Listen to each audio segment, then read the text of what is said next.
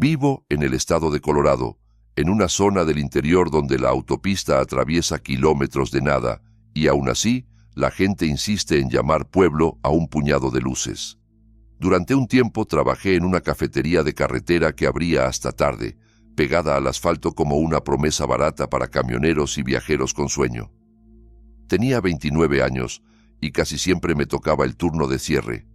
El lugar bajaba la cortina a las 2 de la madrugada, una hora absurda para un sitio tan poco poblado, pero la cercanía con la autopista garantizaba que, incluso a esas horas, siempre apareciera por lo menos 1 o 2 clientes. En el uniforme llevaba un gafete con mi nombre. Por seguridad, digamos que decía Carla. Yo crecí en el sur de Texas y el contraste era evidente. Allá la hospitalidad y la conversación vienen de serie. Aquí, en cambio, la gente es correcta, pero más reservada, como si el aire frío empujara las palabras hacia adentro. En mi experiencia, en el sur los clientes te contaban la vida sin que se los pidieras. En este lado del mapa, la mayoría quiere comer en silencio y marcharse sin que nadie los mire demasiado. Aquella noche ya se acercaba la hora de cerrar. Técnicamente la cocina aceptaba pedidos hasta las 2, aunque estaba mal visto que alguien entrara a las 2 menos 5 para pedir algo.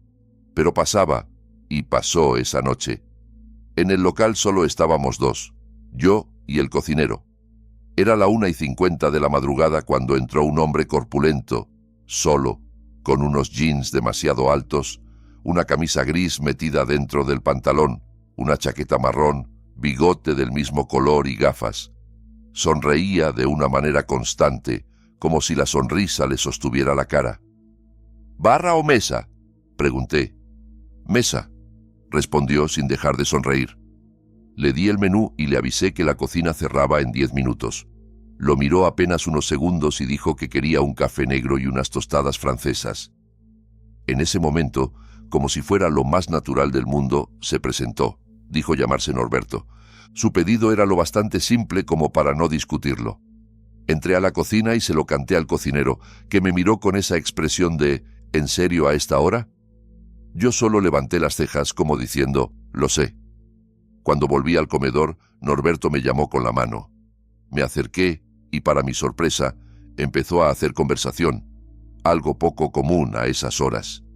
Me preguntó si yo era de la zona y enseguida se puso a quejarse de los baches en las carreteras de por aquí. Le respondí lo típico, que eran las heladas del invierno, ese ciclo de congelarse y romperse todo. Él siguió sonriendo y luego insistió, de manera demasiado específica, en preguntarme de dónde era exactamente. Yo contesté con una zona general, lo suficientemente vaga como para no regalarle mi dirección a un desconocido. Nunca digo dónde vivo con exactitud. Jamás. Norberto me dijo que se había mudado al pueblo no hacía mucho. Mientras hablaba, yo lo analizaba sin querer.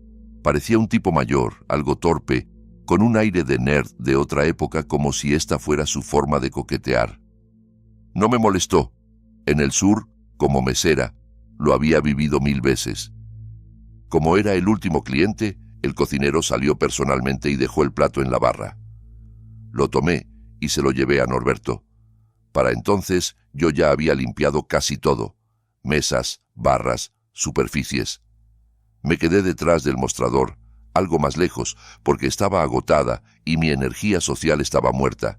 Solo quería irme a casa, cerrar los ojos y no escuchar una voz más.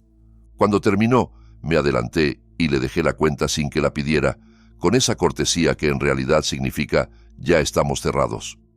Pagó con tarjeta y se fue.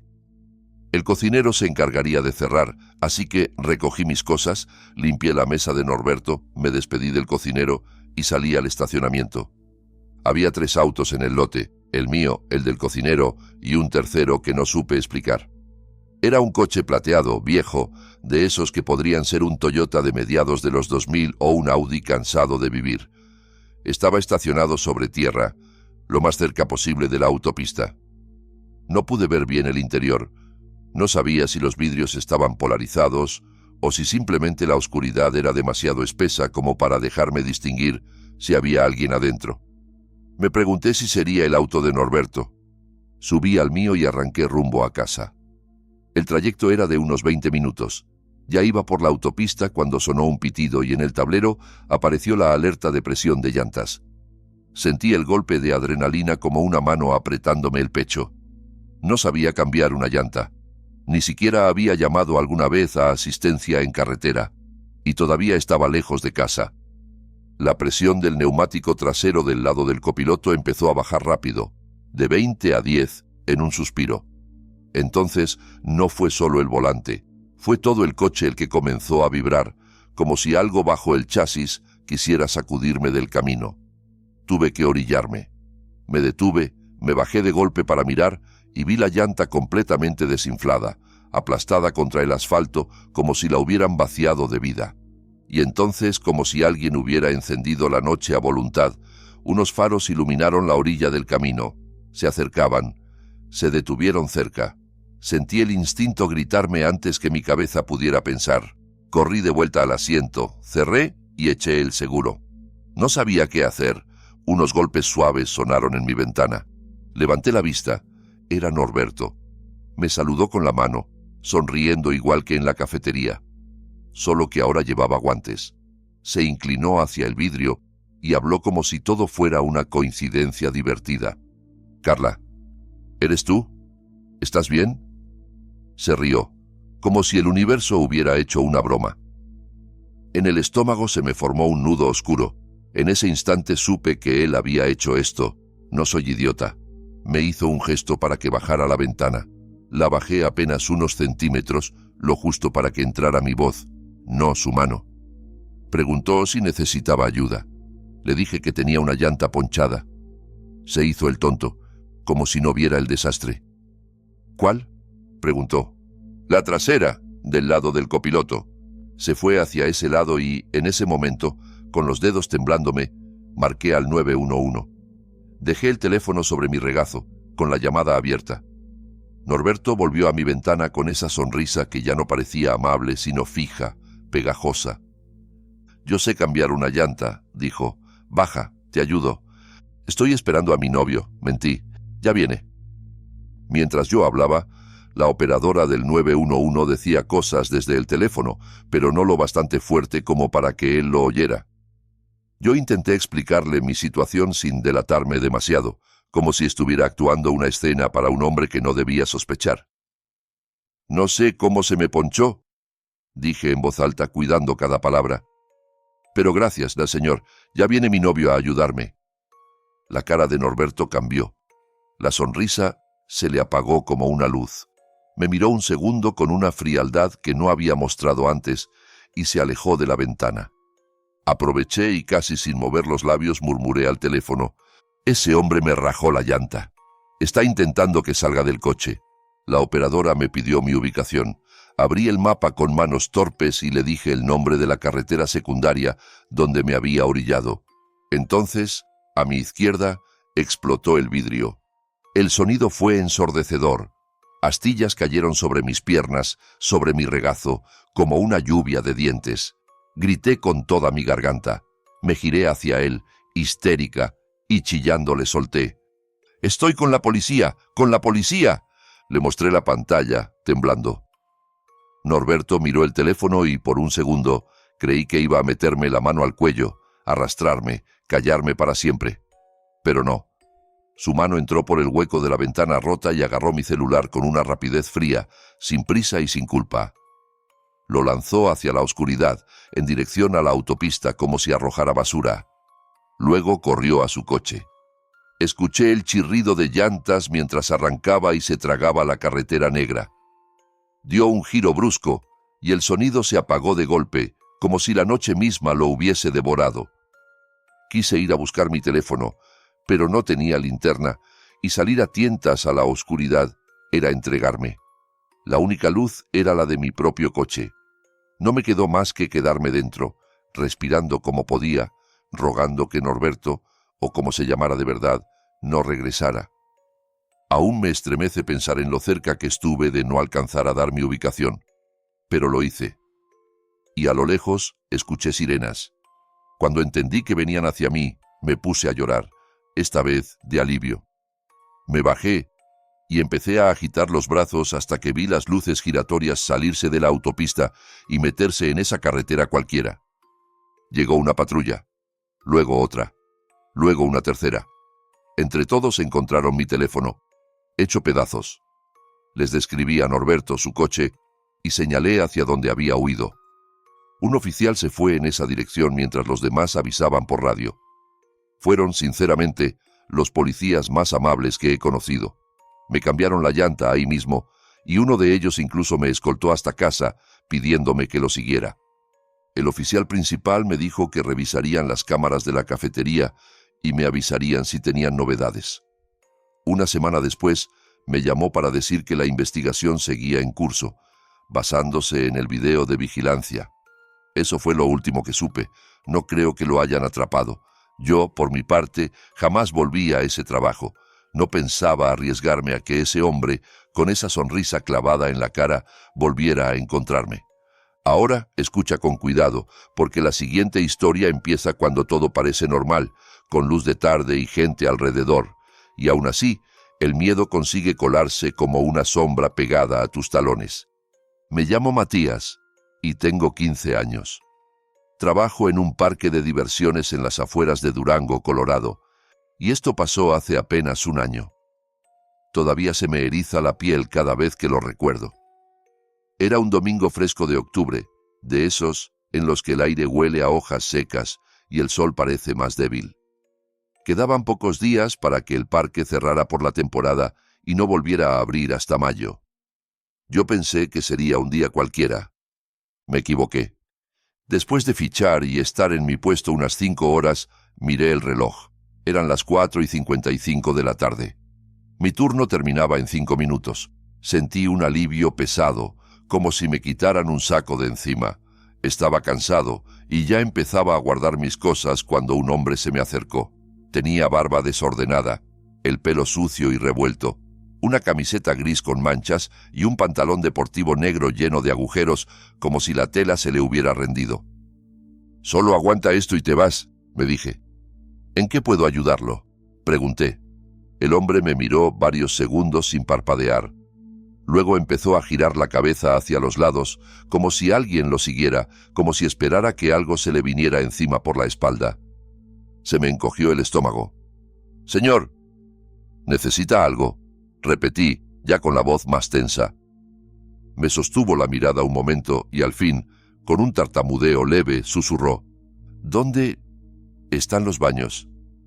«Subiendo la colina a la derecha», respondí intentando sonar normal. Él se fue en esa dirección, pero cada pocos pasos volteaba para mirarme. Yo evitaba el contacto visual, aunque por dentro me estaba poniendo peor. En cuanto uno de mis compañeros llegó para cubrir mi puesto, agarré mis cosas y prácticamente corrí por el parque hasta el área de empleados. Fiché la salida, entré al baño, me cambié y fui al estacionamiento del personal. Me senté en una banca a esperar a mi compañero Julián, que tenía 17 y a veces me llevaba a casa. El tiempo se me hizo eterno. Cuando por fin apareció, yo ya estaba inquieto, mirando alrededor como si el parque pudiera esconder algo entre sus luces y sus risas tardías. Antes de volver, paramos en una cafetería de carretera para cenar unas hamburguesas con queso. Mientras comíamos, noté algo que me heló. El mismo hombre del parque estaba ahí, sentado a un par de mesas, mirándome fijo. No era una mirada distraída. Era una mirada que no se iba. Se me aceleró el corazón. Le dije a Julián y él se encogió de hombros, tratando de restarle importancia. «Seguro es coincidencia, Matías. No te rayes». «Sí», dije, aunque por dentro no me lo creí ni un segundo. Salimos y empezamos el camino de vuelta, un trayecto de unos 35 minutos. En el primer semáforo en rojo vi algo que me hizo sentir un segundo golpe en el pecho. A la derecha, en un Honda blanco, estaba el hombre, y estaba mirándome otra vez, como si hubiera sabido exactamente dónde íbamos a detenernos. Se lo dije a Julián, y esta vez ya no se rió. Se puso serio, con las manos más firmes en el volante. Cuando llegamos a mi calle, dimos un par de vueltas a la manzana para asegurarnos de que no venía detrás. Cuando pareció que no nos seguía, Julián me dejó frente a mi casa. Mi mamá y mi hermana estaban en el centro comercial. Mi papá andaba de viaje por trabajo. Yo estaba solo. Me metí directo a la cama, como si el sueño pudiera borrar la sensación pegajosa de esa mirada. Pero no habían pasado ni unos minutos cuando escuché un ruido en mi ventana. Me incorporé despacio, con el corazón golpeándome en las costillas. Me acerqué y miré hacia afuera, y ahí estaba. En el césped de enfrente, iluminado por la luz tenue de la calle, el hombre me miraba directo a la ventana. Sonreía. No una sonrisa amable, una sonrisa que parecía saber cosas. Agarré el teléfono y llamé al 911 con las manos temblorosas. Cuando llegó la policía, el hombre ya no estaba. Se había evaporado, como si la noche lo hubiera tragado entre parpadeo y parpadeo. Cuando el parque cerró por el invierno, renuncié. No volví a verlo después de eso, pero hay noches en las que todavía siento que, si miro el vidrio demasiado tiempo, esa sonrisa podría estar esperándome del otro lado, y aún así, lo peor no siempre se queda en la calle o en un parque. A veces te sigue hasta tu puerta, se disfraza de urgencia y llama como si supiera exactamente quién eres. Me llamo Betty y trabajé un año en una cafetería de carretera donde me tocaban turnos nocturnos. Aquella noche llovía con furia, una de esas lluvias que convierten las luces en manchas borrosas y hacen que todo huela a metal mojado. Cuando cae así, suele haber menos clientes porque nadie tiene ganas de conducir bajo un aguacero. Yo esperaba una noche lenta, y lo fue, hasta casi el final. Mi turno terminaba a medianoche. Cerca de esa hora entró una pareja, un hombre y una mujer mucho más joven que él. Él parecía de unos 40, ella de 20 y tantos. Apenas cruzaron la puerta, los dos me miraron como si midieran la habitación, como si buscaran algo más que una mesa. Me acerqué a recibirlos. «¿Cuántos son?» «2», dijeron. Los llevé a una mesa. Tardaron en ordenar y hablaban muy bajo entre ellos, como si no quisieran que el local escuchara. Cuando por fin pidieron, el hombre empezó a sacarme conversación. Yo soy bastante habladora, por eso siempre me fue bien en atención al cliente, y esa noche, con el local casi vacío, terminé charlándoles más de la cuenta. La mujer apenas decía nada. Él llevaba el hilo, y yo empecé a dirigirle la mayoría de mis preguntas a él. No recuerdo todo lo que hablamos, pero hubo algo que se me quedó pegado, como una espina. El hombre me preguntó si yo vivía sola. Y sí, vivía sola. Aún vivo sola. Se lo respondí con honestidad sin pensar demasiado. Le dije que vivía a unos 10 minutos hacia el norte, por la misma carretera, y que por ahí era tranquilo, incluso aburrido. En ese momento no lo vi como una alarma, quizá solo como una pregunta rara. Además, hay algo que engaña. Cuando un hombre viene acompañado de una mujer, tu cerebro tiende a asumir que no es una amenaza. Bromeé con que estaba atrapada en ese lugar para siempre, sonreí, hice mi trabajo y me alejé. Unos 45 minutos después terminaron, pagaron y se fueron. Una hora más tarde estábamos cerrando. Me despedí de mis compañeros y salí corriendo a mi coche para no empaparme más de lo necesario. Seguía lloviendo con rabia. Conduje despacio por las condiciones y cuando llegué, corrí a mi puerta y entré sin pensar demasiado. Ni siquiera noté que los autos de los otros inquilinos no estaban afuera. Vivía en la planta baja de una casa dividida en 3 departamentos. Había una entrada lateral con una escalera interna y una puerta para cada nivel, pero mi departamento también tenía acceso por la puerta principal.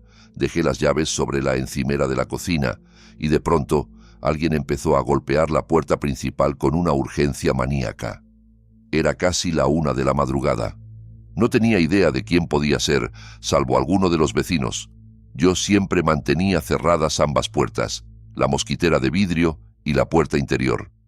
Me acerqué con cautela, abrí la interior, dejando la de vidrio cerrada, y vi a una chica del otro lado. Estaba empapada, con un suéter gris y la capucha subida, ocultándole parte del rostro. Me suplicaba que la dejara entrar para usar un teléfono. Antes de hacer nada, intenté leerla. Le pregunté si estaba perdida. Ella dijo que un hombre raro la venía siguiendo y que necesitaba ayuda. Había algo en ella que me resultaba inquietantemente familiar, como si ya la hubiera visto bajo otra luz. «¿Quién es ese hombre? ¿Dónde está?», pregunté. La chica miró hacia la calle y respondió como si de verdad no supiera. «No sé», volvió a suplicar. Incluso intentó abrir la puerta ella misma. Y entonces lo entendí. Esa cara, esa forma de quedarse callada, era la chica que había estado en la cafetería con el hombre de antes. «Oye, ¿tú no estabas en la cafetería hace rato?», le solté de frente. No respondió, o no quiso. Se giró otra vez hacia la calle y empezó a golpear el vidrio con desesperación. «¡Ahí está! ¡Ahí está!», gritó. Miré por encima de su hombro y vi a un hombre grande caminando lentamente hacia la casa, saliendo de la lluvia como si no le afectara. Cada paso parecía pensado. La chica me miró con una expresión extraña, casi confundida, como si no entendiera por qué yo no abría ya. Cuando el hombre se acercó lo suficiente, lo reconocí. Era él, el mismo de la cafetería. Creo que ella lo vio en mi cara en el instante en que lo entendí. Se giró hacia él y con una voz rota le gritó: «¡Vete!». El hombre aceleró de golpe y se lanzó hacia la puerta. Yo reaccioné por puro instinto. Cerré de un portazo la puerta interior y la aseguré con llave. No me atreví a abrir de nuevo para comprobar si seguían ahí, no con esa lluvia afuera y esa sensación dentro de la casa. Corrí hacia la escalera interna para tocar la puerta del vecino de arriba. La escalera estaba separada por una puerta que daba a cada nivel. Golpeé una y otra vez. Nadie contestó. Bajé a tocar la de abajo. Nada. Fue entonces cuando miré por la ventana y entendí lo que mi cerebro había evitado. No había autos afuera. Esa noche yo era la única en la casa. Regresé a mi departamento y cerré con llave la puerta de la escalera. La cabeza me iba a mil, buscando explicaciones. La más obvia era horrible. Todo podía ser una trampa para obligarme a abrir, para robarme, o para algo peor. Y de pronto la pregunta de él en la cafetería encajó en su lugar como una pieza podrida. «¿Vives sola?». Me quedé sentada en el sofá, escuchando solo la lluvia golpeando el mundo allá afuera, como si quisiera entrar. Pensé en llamar a la policía, y no lo hice. No sé por qué. Tal vez porque una parte de mí quería creer que ya se habían ido. Después de unos minutos, fui al baño para cepillarme los dientes y prepararme para dormir. Entonces escuché un golpe seco. Me quedé quieta. Otro golpe. Venía de la puerta de la escalera. Me acerqué despacio, pensando que quizá alguno de los vecinos había vuelto. Hablé sin moverme, como si mi voz pudiera delatarme. «¿Quién es?». No hubo respuesta. Solo otro golpe. Dije los nombres de mis vecinos, los de siempre, como quien tantea en la oscuridad. «¿Marta? ¿Rogelio?». Nada. La garganta se me cerró, y aún así solté lo único que me pareció seguro. «Si no te identificas, voy a llamar a la policía», lo grité. Quien estuviera ahí me oyó, seguro. Hubo otro golpe, más fuerte, como una burla. «¿Qué quieres?», grité, ya sin control. Del otro lado, una voz dijo, lenta y grave, como si disfrutara cada sílaba: «Tu sangre encima de mí». Corrí a mi cuarto, cerré con llave y llamé al 911. Me escondí en el closet mientras hablaba con la operadora. Afuera el viento y los truenos me sobresaltaban, y cualquier crujido dentro de la casa me hacía imaginar manos girando perillas, uñas arañando madera, respiraciones pegadas a la puerta. Esos 10 minutos fueron los más largos de mi vida. Cuando la policía llegó, me indicaron que abriera la puerta principal. Tomaron nota, revisaron el frente y el patio trasero y me recomendaron no dormir ahí durante unos días. Les hice caso. Preparé una mochila a toda prisa mientras ellos estaban todavía cerca y me fui a casa de mis padres esa misma noche. Al día siguiente volví. Volvió a sonar un golpe en la puerta de la escalera, pero esta vez sí era mi vecino de arriba. Abrí y él señaló la puerta, con el ceño fruncido. ¿Y esto? Sentí que se me helaba la sangre. En la puerta, escrito con marcador, había un mensaje: «Gracias por el servicio, Betty». Me quedé con mis padres varias semanas. Al mes siguiente conseguí otro departamento no muy lejos. porque después de esa noche entendí algo simple. A veces lo más seguro no es averiguar quién está del otro lado, sino no volver a estar ahí cuando regrese. Si estas historias te dejaron esa incomodidad que no se quita, deja tu like. Suscríbete si te atreves a seguir escuchando relatos que se pegan a la oscuridad cuando apagas la pantalla, y escribe en los comentarios cuál de estas historias te puso más nervioso, o qué habrías hecho tú si hubieras escuchado esos golpes en tu puerta.